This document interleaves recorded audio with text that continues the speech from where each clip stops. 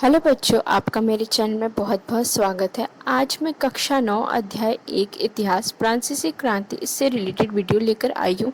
इसमें मैंने कुछ महत्वपूर्ण बिंदु लिए हैं जिससे आपका पूरा एक चैप्टर बहुत अच्छे से क्लियर हो जाएगा। तो अगर पसंद आए तो like share subscribe to my channel. तो चलिए शुरू करते हैं। बच्चों, आप देख सकते हैं कि ये अध्याय 1 फ्रांसीसी क्रांति इतिहास का चैप्टर है और इसमें कुछ इम्पोर्टेंट 20-22 पॉइंट होंगे। फोकस जिससे कि आपका ये चैप्टर बहुत अच्छे से क्लियर हो जाएगा।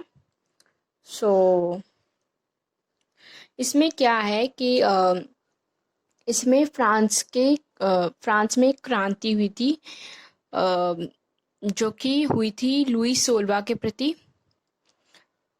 लुई सोलवा वहाँ के राजा थे। वो राजा तो बन गए, ठीक है, वो 20 वर्ष में राजा बने थे और उनकी शादी ऑस्ट्रेलिया की जो रानी थी, राजकुमारी थी, एंटोनेट से हुई थी। और उन्होंने शादी तो कर ली थी, लेकिन जो उनका राजकोष था वो पूरा खाली था।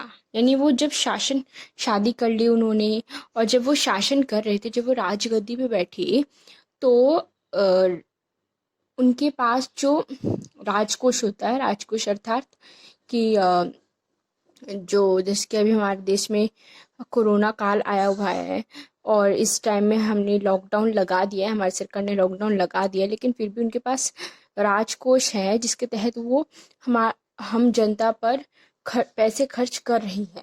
लेकिन जो राजकोष होता है वो फ्रांस के लुई सोलवा के पास नहीं था, ठीक है, उसका पूरा राजकोष खाली था। और वो शान शौकत पर फजूल खर्ची करने लगा, यानी कि दिखावे में बहुत फजूल खर्ची करने लगा।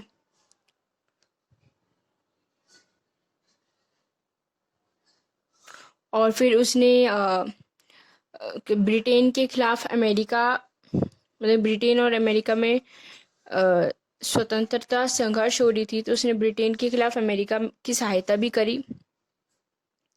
लेकिन उसके पास ये सब करते करते उसके पास राजकोष खाली हो गया और वह फिर अपनी जनता से कर वसूलने लगा, ठीक है।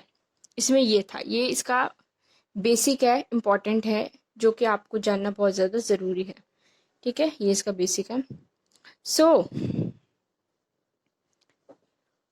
हमारा फर्स्ट पॉइंट है कि 18वीं शताब्दी के दौरान फ्रांसीसी समाज 3 वर्गों में विभाजित था।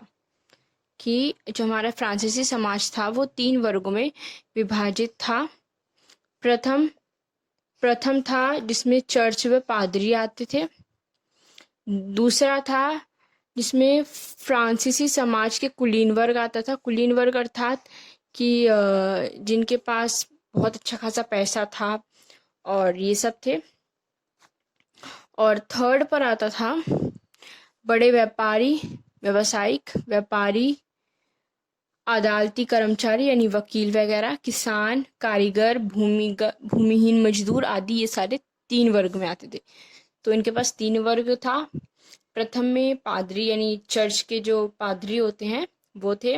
सेकंड में समाज का कुलीन वर्ग था और थर्ड में बड़े व्यवसायी, व्यापारी, अदालती कर्मचारी, वकील, किसान इत्यादि ये सब थे। सेकंड पॉइंट है लगभग 60% जमीन पर कुलीन, चर्च और तीसरे स्टेट के अमीरों का अधिकार था। जो 60% जमीन थी फ्रांस में, उन पे तो पहला कुलीन वर्गों का, फिर चर्च का, फिर अमीरों का था। यानी गरीबों का कुछ था ही नहीं। 40% में गरीब कर क्या लेते, गरीबों का था, ठीक है। तृतीय स्टेट से चर्च द्वारा वसूला जाने वाला कर था टाइड,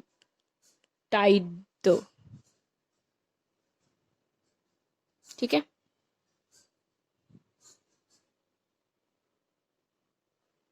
यानी कि तृतीय स्टेट से चर्च द्वारा वसूले जाने वाले, यानी जो कि चर्च, यानी चर्च के पादरी वगैरह या चर्च, ये तृतीय स्टेट यानी जो व्यापारी, वकील, किसान थे, उनसे चर्च पैसे वसूलता था, यानी कर वसूलता था, और उसे क्या कहते थे? टाइड। ठीक है, टाइड। ठीक है, टाइड उसे कहता था। और तृतीय स्टेट से सरकार द्वारा वसूले जाने वाला टैक्स टाइल कहलाता था, यानी जो वहाँ के चर्च और पादरी वगैरह से लिया जाता था कर, मतलब कि वो जो लेते थे लोगों से, तो उसे टाइल कहते थे। और जो सरकार लोगों से वसूलती थी उसे टाइल कहते थे। ठीक है। प्रथम दो स्टेट पादरी और कुलीन वर्ग के लोगों को जन्म से ही कुछ विशेषाधिकार थे। जैसे यहाँ अपने यहाँ पंडितों को कुछ विशेष अधिकार थे, मतलब कि ब्राह्मण और क्षत्रिय को कुछ विशेष अधिकार थे, तो वहाँ पे पादरी और कुलीन वर्ग को कुछ विशेष अधिकार थे जन्म से ही। जैसे राज्य को दिए जाने वाले कर से छूट, यानी ये लोग कर लेते थे लेकिन कर देते नहीं थे। ठीक है।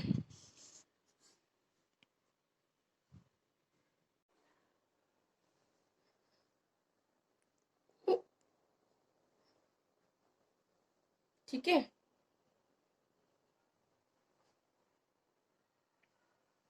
राज्य के सभी टैक्स केवल तृतीय स्टेट द्वारा वहन किए जाते थे, यानी राज्य के जितने भी टैक्स थे वो सिर्फ तीसरे स्टेट से ही लिए जाते थे, बाकी दो स्टेटों को कर देने की छूट थी, यानी वो कर नहीं दे सकते थे। 1970 सॉरी 1774 सॉरी मिस्टेक हो गई, 1774 में लुई सोलवा सोलवा हाँ ऐसे लिखा जाता था, लुई सोलवा फ्रांस की राजगद्दी पर आसीन हुआ, यानी कि वो राजगद्दी पे बैठा 20 साल की उम्र में। ठीक है, कौन? लुई सोलवा फ्रांस की राजगद्दी पे बैठा। वह फ्रांस के बोर्बो राजवंश का राजा था, यानी वो फ्रांस के बोर्बो राजवंश का राजा था, जो कि 16वां राजा था। उसका विवाह ऑस्ट्रिया की राजकुमारी मैरी एंटोइनेट से हुआ था। किससे हुआ था? मैरी एंटोइनेट से, ऑस्ट्रिया की राजकुमारी से। इसका थर्ड सब पॉइंट है कि राज्यारोहण के समय उसका राजकोष खाली था, यानी मैंने पहले ही आपको बता दिया है कि उसका राजकोष पहले से ही खाली था। ठीक है, लेकिन और इसी कारण वो लोगों से, जनता से कर वसूलने लगा था।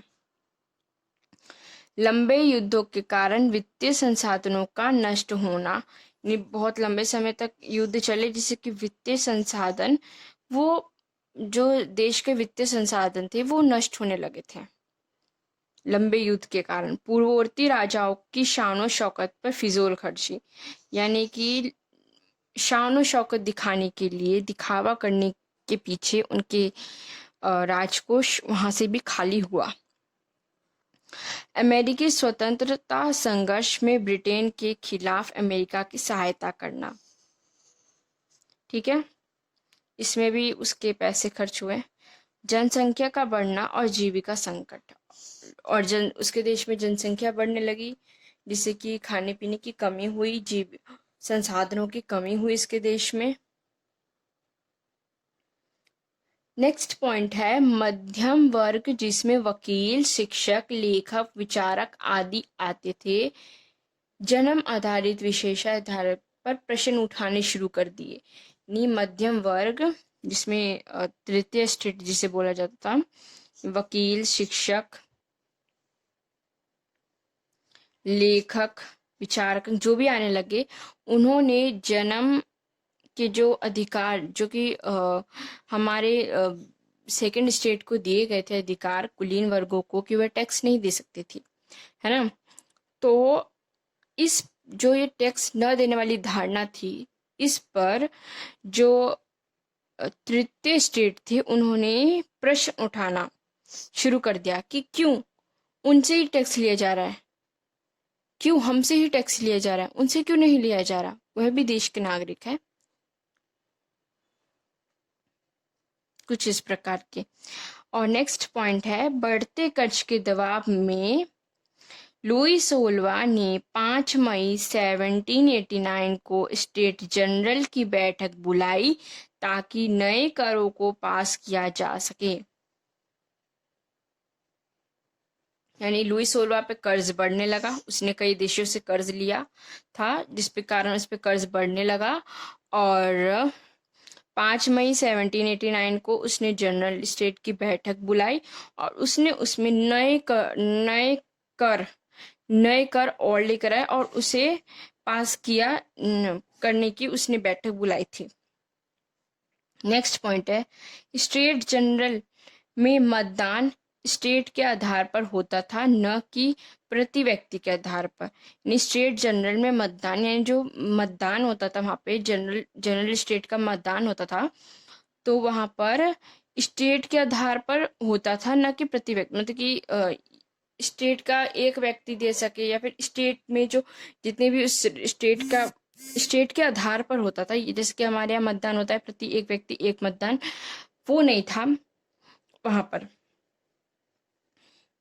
लेकिन इस बार तीसरे स्टेट के लोग संख्या आधारित मतदान की मांग कर रहे थे। यानी वो इस बार जो मतलब कि हर बार ऐसे होता था, स्टेट के हिसाब से मतदान होता था, स्टेट के आधार पर मतदान होता था। लेकिन अब तृतीय स्टेट जिसमें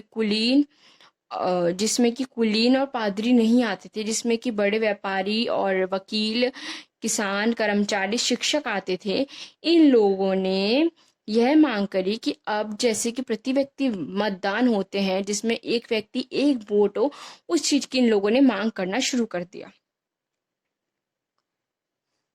लुई 16वां ने उनकी मांग खारिज कर दी, जिसका विरोध में तीसरे स्टेट के लोग ने सदन का बहिष्कार कर दिया।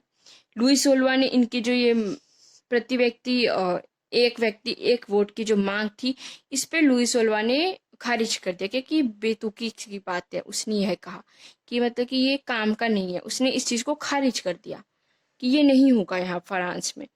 फिर इसके क्या करा कि लोगों ने इसका क्या करा कि लोगों ने इस चीज का विरोध किया और सदन का उन लोगों ने बहिष्कार कर दिया।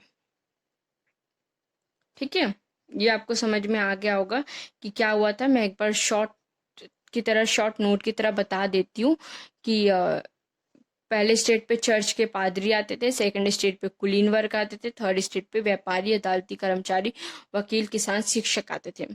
ठीक है, कुलीन वर्गों का कुलीन वर्गों को 60% जमीन प्राप्त थी, लेकिन उसमें कुलीन वर्ग और अमीर वर्ग दोनों आते थे, उनको 60% जमीन का अधिकार था।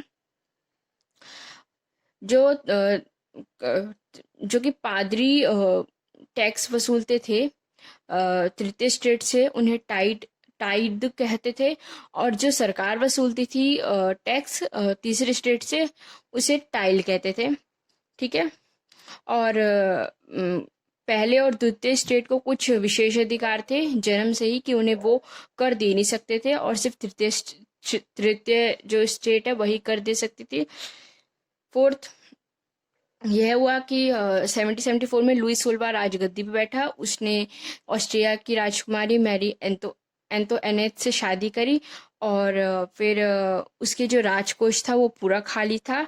उसने वो राजकोष लंबे युद्ध में खर्च करा, फजूल की देखा देखी में खर्च करा, और उसकी जनसंख्या बढ़ने लगी तो जन संसाधन भी बहुत यूज होने लगे, तो इस कारण में हुआ। फिर उसने 5 मई 1789 को जनरल बैठक बुलाई और उसमें नए कर पास करने की मांग थी उसकी। और फिर लोगों ने मांग करी कि वह एक मतदान देंगे, यानी एक व्यक्ति एक मतदान की लोगों ने मांग करी, जिससे कि उसने खारिज कर दिया। ये आपको समझ में आ गया होगा, शॉर्ट नोट की तरह मैंने आपको बता दिया बहुत अच्छी तरीके से। ठीक है, अब हम नेक्स्ट चलते हैं। 20 मई 1789 को वे लोग वार्षे के एक टेनिस कोर्ट में एकत्रित हुए और अपने आप को नेशनल असेंबली घोषित कर दिया।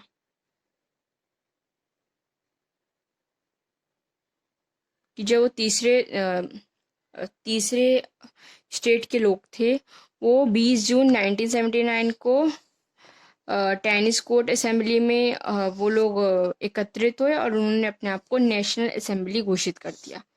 ठीक है। इधर पूरे फ्रांस में महंगाई और अफवाहों का बाजार गर्म था। ठीक है। एक तो यहाँ महंगाई थी, ऊपर से लोग अफवाह भी फैला रहे थे पूरे फ्रांस में। ठीक है। जगह जगह पर हिंसक प्रदर्शन शुरू हो गए, अफवाहों के कारण हिंसक प्रदर्शन शुरू हुए थे। अफवाह जहाँ होती है वहाँ हिंसा तो जरूरी होती है, तो वहाँ ये होने लगा। 14 जुलाई 1789 को क्रुद्ध भीड़ ने बाशिंतील के किले को तोड़ दिया। ठीक है। और राजनीतिक कैदियों को रिहा करवा दिया। यानी 14 जुलाई 1789 को क्रुद्ध भीड़, यानी कि 1979 को बहुत भारी संख्या में लोग वहां एकत्रित हुए। वो बास्तील के किले पर गए, उन्होंने किला तोड़ दिया। वहां के जो कैदी थे जिन्होंने अपराध करा था, वो जो कैदी थे, मतलब कि जिस किसी भी कारण वो जेल में बंद थे, वो तोड़ने के बाद उन्हें रिहा कर दिया। वाशिंगटन का किला सम्राट के निरंकुश शक्तियों का प्रतीक था। कि जो ये वाशिंगटन का किला था, ये सम्राट की शक्ति का प्रतीक था कि सम्राट कितना बड़ा शक्तिशाली है, कितना शक्तिशाली है, वो उसका प्रतीक था। कौन सा? बास्तील का किला। ठीक है। अपनी विद्रोही प्रजा की शक्तियों का अनुमान करके लुई 16वां ने नेशनल असेंबली को मान्यता दे दी। अपनी विद्रोही प्रजा की शक्ति का अनुमान करके, यानी कि जब लुई सल्वा को प्रजा की शक्तियों का, विद्रोही प्रजा, जब प्रजा विद्रोह करने लगी थी तो प्रजा की शक्ति बढ़ गई थी। उन्होंने प्रजा ने अपने आप को नेशनल असेंबली घोषित कर दिया। तो जो इन्होंने नेशनल असेंबली अपने आप को घोषित करा, इसको लुई 16वां ने मान्यता दे दी। वो मान गया इस बात को। 4 अगस्त 1789 की रात को असेंबली ने करों, कर्तव्य और बंधनों वाली सामंती व्यवस्था के उन्मूलन का आदेश पारित कर दिया। सो बच्चों, आप देख सकते हैं कि यहाँ पर है कि 4 अगस्त 1789 की रात को असेंबली में एक बैठक हुई थी और उसमें उन्होंने कुछ करों और कर्तव्य और कुछ ऐसे कानून लागू लोगों के प्रति करे थे। और उन्होंने क्या कानून, उन्होंने एक नई राजतंत्र की नींव रखी थी। और उनमें उन्होंने क्या कानून रखे थे उनके संविधान के अनुसार कि मतदान के कुछ सक्रिय नागरिकों को ही मिले, मतलब कि मतदान सिर्फ उनको मिल सकता है कि जो 3 दिन का मजदूर जितना कमाता है उतना वो कर भर सके। सिर्फ उन्हीं को इस चीज का अधिकार था। प्लस सिर्फ पुरुषों का अधिकार था, महिलाओं को अधिकार नहीं था। और जो 25 साल से अधिक की उम्र के हो उनको अधिकार था। महिलाएं और 10 अगस्त 1792 को जैकोबिन क्लब के सदस्यों ने, जो जैकोबिन क्लब के सदस्य थे, उन्होंने रेबोस्पेयर के रेबोस्पेयर जो थे उसके नेतृत्व में उन्होंने जो ये कानून बनाए गए थे संविधान में, जो इनके फ्रांस के संविधान में जो कानून लिखे गए थे, इसके खिलाफ विद्रोह कर दिया। ठीक है। और 21 सितंबर 1792 को फ्रांस को गणतंत्र घोषित कर दिया गया और नवनिर्वाचित असेंबली को कन्वेंशन नाम दिया गया। कि 21 सितंबर 1792 को फ्रांस को गणतंत्र घोषित कर दिया गया और जो वहां पे असेंबली थी, जो नई असेंबली बनी थी, उसको कन्वेंशन नाम दिया गया। ठीक है। 21 जनवरी 1793 को लुई 16 को फ्रांस के खिलाफ साजिश रचने के आरोप में फांसी दे दी गई। यानी कि 21 जनवरी 1973 को लुई सोल्वा को फांसी मिल गई। किस लिए? कि वो लोगों को लगा कि वो फ्रांस के खिलाफ साजिश रच रहा है। 1793 से 1794 के दौरान रॉबेस्पियर ने क्रूरतापूर्वक राज्य किया और इसलिए इस काल को आतंक का काल भी कहते हैं। यानी रॉबेस्पियर ने इन लुई सोल्वा के कानून के खिलाफ पहले विद्रोह करा, फिर लुई सोल्वा को फांसी दे दी। किस लिए? कि वो क्या कहते हैं, विद्रोह, वो अपना क्या कहते हैं, फ्रांस के खिलाफ साजिश रच रहा है, इसके लिए यह उसका कारण बताया। और 1793 से 1794 के बीच में रॉबेस्पियर ने फ्रांस पर बहुत क्रूरता दिखाई, मतलब कि बहुत ज्यादा अत्याचार किया वहां के लोगों पर। और इसको पता है क्या कहते हैं? इसको आतंक का काल कहते हैं। यानी इस जो जो उसने क्रूरता दिखाई उसको आतंक का काल कहते हैं। ये क्वेश्चन आ सकता है कि आतंक का काल क्या है। ठीक है, इसको आतंक का काल कहा गया। और इसमें कौन था जो शासक था? रॉबेस्पियर था।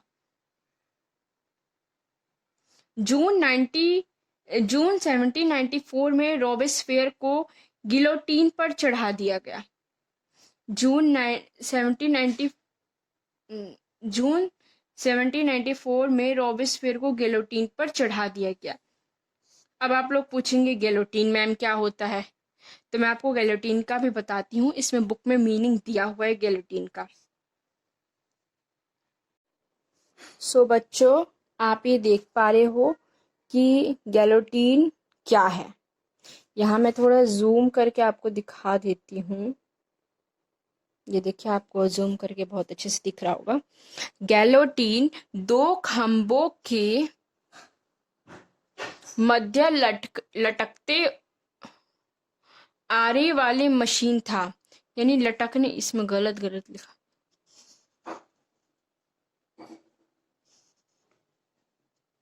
यानी ये एक गिलोटीन एक ऐसी खंबा था जो कि एक तरीके से हम कह सकते हैं कि फांसी देने वाली मशीन।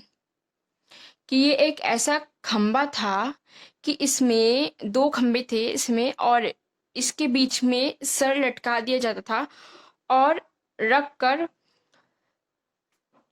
जो अपराधी था उसका धड़ शरीर से अलग कर दिया जाता था। इस मशीन का नाम, इसकी आविष्कार डॉक्टर गिलोटीन के नाम पर पड़ा है। ठीक है, ये आपको समझ में आ गया होगा कि एक तरीके से फांसी देने वाली मशीन थी ये। और इसका निर्माण किसने करा था? डॉक्टर गिलोटीन ने ही करा था, और जिसने आविष्कार किया था उसी के नाम पर इसका नाम रखा गया। एक बार आप फिर देख लीजिए, जूम, फोकस। ठीक है, आपको समझ में आ गया होगा। ये एक फांसी देने वाली मशीन थी जो कि आविष्कार गिलोटीन ने करा था। और इसमें दो खंभों के बीच में सर रखकर और उसको खंभों को ऐसे खींच दिया जाता था, और जिससे कि सर और शरीर दोनों ही अलग हो जाते थे। भयानक।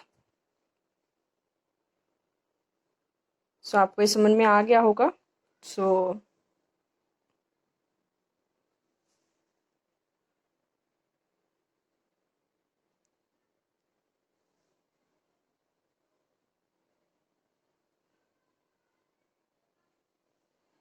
ठीक है, तो अब हम अपनी बुक की तरफ आते हैं। रॉबेस्पियर के पतन के बाद फ्रांस का शासन मध्य वर्ग के संपन्न लोगों के पास आ गया। मध्य वर्ग में कौन था? आपको याद होगा, मध्य वर्ग में थे हमारे कुलीन वर्ग। ठीक है, रॉबेस्पियर के पतन के बाद मध्य वर्ग के जो संपन्न लोग थे उनके पास शासन आ गया था, और उन्होंने 5 सदस्यों वाली एक कार्यपालिका डायरेक्टरी को नियुक्त किया जो फ्रांस का शासन देखती थी, लेकिन अक्सर विधान परिषद से उसके हितों का टकराव होता रहता था। बच्चों, इसमें क्या था कि रॉबेस्पियर के पतन के बाद जो शासन थी वो किस में आ गई थी? फ्रांस के मध्य वर्ग जो संपन्न थे उन लोगों के पास आ गई थी। और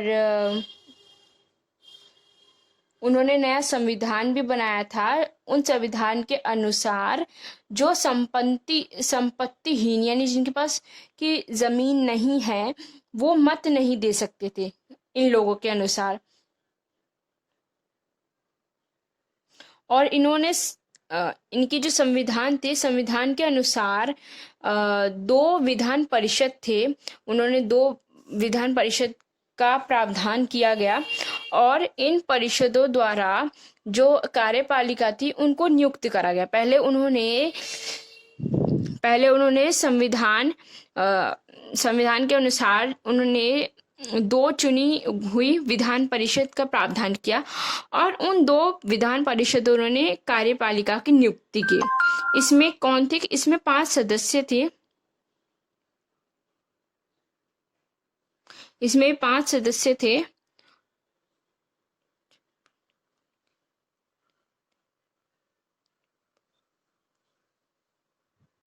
तो ये 5 सदस्य थे जो कि कार्यपालिका में थे। तो इनके साथ क्या हो रहा था कि ये कार्यपालिका विधान परिषद से लड़ते रहते थे। मतलब कि इनके बीच में एक तरीके से मुठभेड़ होती रहती थी। तो इस मुठभेड़ का लाभ किसने उठाया? इस मुठभेड़ से क्या हुआ कि राजनीतिक अस्थिरता आ रही थी और सैनिक तानाशाह नेपोलियन बोनापार्ट के उदय का मार्ग, यानी कि जो नेपोलियन बोनापार्ट थे वो इसमें आते जा रहे थे। यानी ये दोनों लड़ रहे थे, विधान परिषद और कार्यपालिका एक दूसरे में मतभेद कर रहे थे और इस बीच में सैनिक तानाशाह नेपोलियन बोनापार्ट इस बीच में वो आ रही थी, यानी वो अपना मार्ग बना रही थी इस बीच में। ठीक है, वो अपना मार्ग बना रही थी और इसमें मार्ग बनाया उन्होंने और 1799 में डायरेक्टरी को ख़त्म कर दिया। यानी जो डायरेक्टरी बनी थी जो कि मध्यम वर्ग द्वारा बनी थी वो ख़त्म हो गई। पहले लुई 16वां का राज था, वो ख़त्म कर दिया किसने? जैकोबिन सरकार ने। जैकोबिन का सरकार किसने ख़त्म करा? जैकोबिन को ख़त्म कर दिया मध्यम वर्ग के लोगों ने। ठीक है, मध्य वर्ग के लोगों ने खत्म कर दिया जैकोबिन की सरकार को। अब मध्य वर्ग की सरकार को किसने खत्म करा? नेपोलियन बोनापार्ट एक तरीके से खत्म कर रही थी। और खत्म करने के बाद 1804 में फ्रांस का सम्राट बन गया। कौन? Napoleon Bonaparte. ठीक है, बोनापार्ट। और 1815 में वाटरलू में उसकी पराजय हुई और उसे बंदी बना लिया गया। अब नेपोलियन को किसने खत्म करा? वाटरलू में उसके पराजय हो गया, मतलब कि वो हार गया और उसे बंदी बना लिया गया। फ्रांसीसी क्रांति के मूल तत्व स्वतंत्रता, समानता और बंधुत्व ने पूरे विश्व पर प्रभाव डाला। जो फ्रांसीसी क्रांति हुई ना, इससे एक प्रभाव विश्व पर क्या पड़ा? स्वतंत्रता का पड़ा, समानता का पड़ा और बंधुता का पड़ा। ठीक है, ये एक छाप छोड़ गया।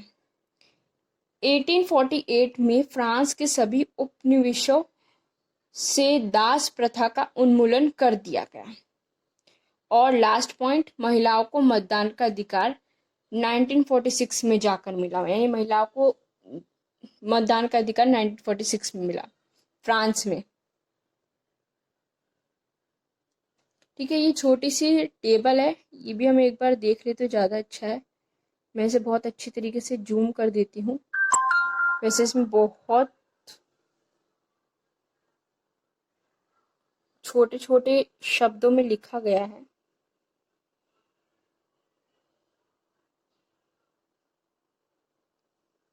फोकस नहीं कर पा रहा है। अच्छा,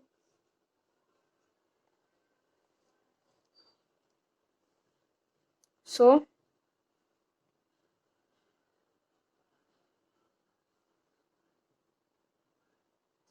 तो तो इसका पहला पॉइंट है सामाजिक, राजनीतिक, तत्कालीन, आर्थिक और सुधार को। यानी इसका ये पॉइंट क्या है कि फ्रांसीसी क्रांति का कारण क्या था, फ्रांसीसी क्रांति किस कारण पर हुई। तो वो कारण थे सामाजिक कारण, राजनीतिक कारण, आर्थिक कारण, तत्कालीन कारण और सुधारकों एवं विचारकों पर प्रभाव। सामाजिक कारण में क्या होगा, समाज का वर्गों में बांटा जाना। समाज को पहले वर्ग में बांट दिए, पहला प्रथम स्टेट, द्वितीय स्टेट और तृतीय स्टेट में। सामाजिक विभेद, सामाजिक मतलब कि भेदभाव और मध्यम वर्ग का उदय, और मध्यम वर्ग इसमें उठ गया। यानी आप देख सकते हैं जैकोबिन के बाद मध्य वर्ग ही शासन करा है। राजनीतिक कारण क्या है, आरोग्य शासन और विशेषाधिकार। यानी कुछ लोगों को जन्म से ही बहुत विशेष अधिकार दे रखे थे और कुछ को दिए ही नहीं अधिकार। आर्थिक कि खाली कोष था फिर भी उन्हें राजगद्दी मिली, जनसंख्या बढ़ी, जीविका संकट, कर व्यवस्था, ये सारे इसके आर्थिक कारण थे। तत्कालीन कारण, लुई 16 का नया कर लगाने का प्रस्ताव। लुई 16 ने जब ये कर लगाया ना कि कुछ विशेष कर लगा दिए, कुछ उसके संविधान ऐसे आ गए जिसमें पुरुषों को अधिकार था और विशेष को अधिकार था, तो इसके कारण उसकी भी कहीं ना कहीं मौत हुई। और सुधारकों में विचारकों का प्रभाव, रूसो, मीरा बयोर और आबे शिया, ये सब कुछ सुधारक थे और विचारक थे, तो इनका प्रभाव। सो